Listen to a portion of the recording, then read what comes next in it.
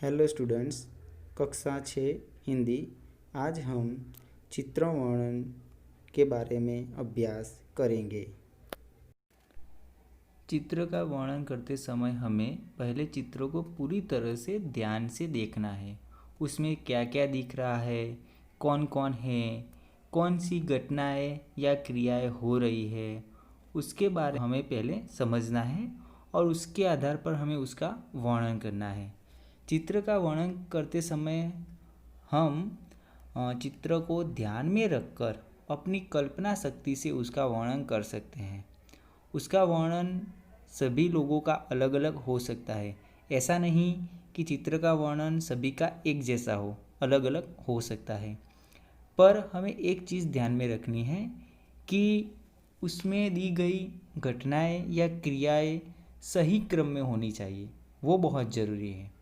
तो चलो दोस्तों, अब हम इस चित्र का वर्णन करते हैं। यह एक प्रकृति का सुंदर चित्र है।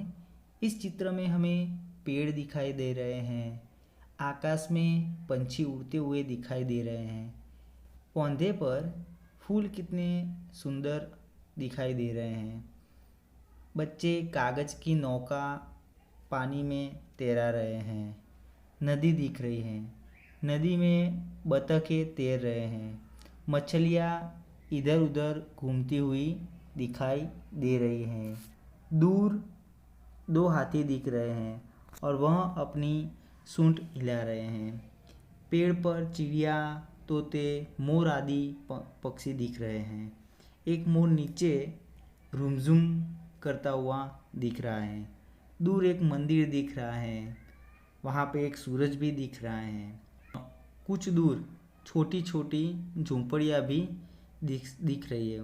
उसके अलावा नदी किनारे तट पर हमें 2 लड़कियाँ मिट्टी में से कुछ खेलती हुई दिखाई दे रही है। उनके पास में गाय भी हमें दिख रही है।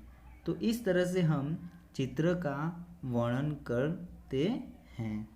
तो आपको भी कोई भी चित्र दिया हो तो आप अपनी कल्पना शक्ति के आधार पर, अपनी सोच के आधार पर आप भी इस तरह से चित्र का वर्णन कर सकते हैं।